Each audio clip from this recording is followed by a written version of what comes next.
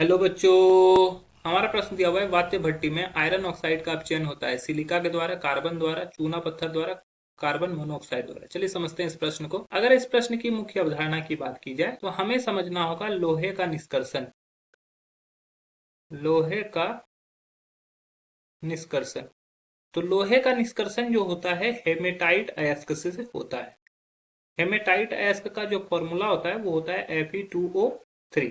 इसको जब वात्य भट्टी में डाला जाता है तो हेमेटाइट अयस्क के साथ चूना पत्थर तथा कोक को डाला जाता है।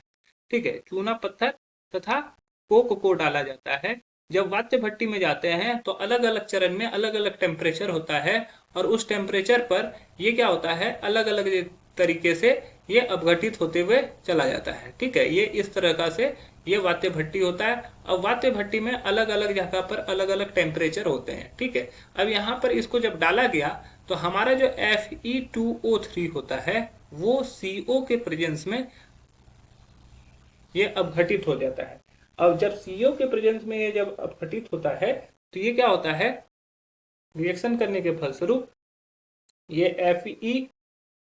Fe+3CO2 बनाता है। ठीक है, ये अंत में ये रिएक्शन होता है। ठीक है, पहला रिएक्शन जो होता है 400 से 700 डिग्री सेंटीग्रेड पर होता है। ठीक है, अब बोलोगे कि यहाँ पर चूना पत्थर का क्या कार्य है। चूना पत्थर जो है CaCO3 1000 डिग्री सेंटीग्रेड के लगभग जब जाता है तो CaO+CO2 में कन्वर्ट होता है।